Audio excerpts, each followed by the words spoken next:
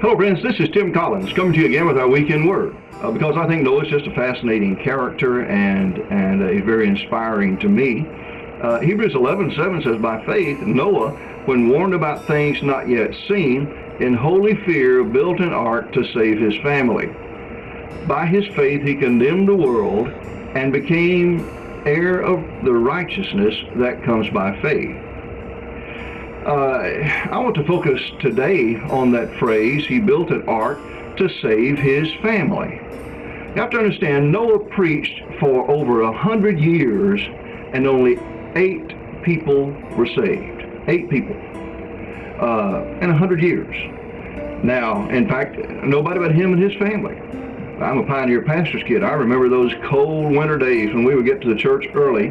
My dad, mom, my brothers, we'd light the heaters, get everything warmed up, and then nobody would show up. We'd have church with just our family. I want to make 2 points about that.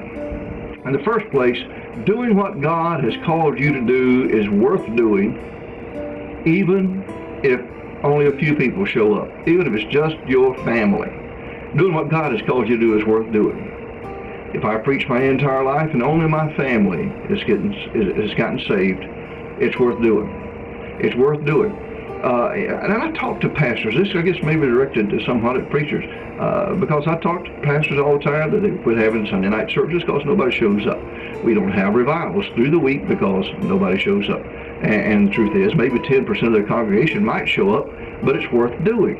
If one person is changed, it's worth doing what God has called you to do.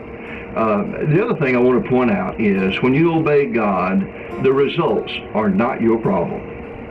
All Noah was called to do was obey God, to build the ark. How many people got into the ark and were saved were not Noah's responsibility.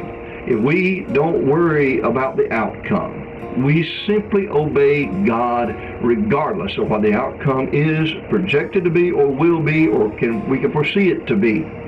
Just obey God. That's what we're called to do. The outcome is up to God. I've said it before, but on huge corporate farms, the reaping, the harvesting crew is very seldom the same crew that planted.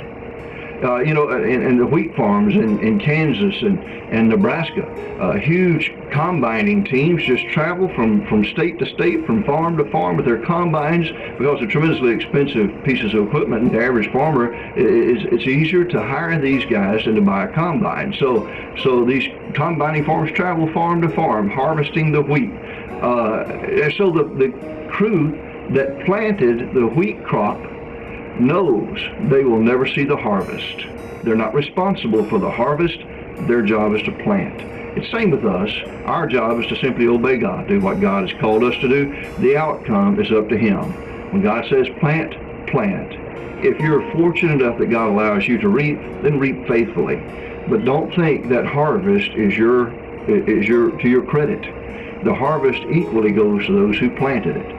If you're never going to see a harvest, be faithful in planting. Do what God called you to do. The results are not your problem. Hebrews 11:1, that description of faith, says that faith is being sure of what we hope for and certain of what we do not see. Even though you're not going to see a harvest, plant faithfully because the harvest is up to God. Well, thank you. I hope this will challenge you. Do your best in the kingdom of God and leave the results up to Him. It's worth doing, even if only your family gets into the ark. God bless you. We love you.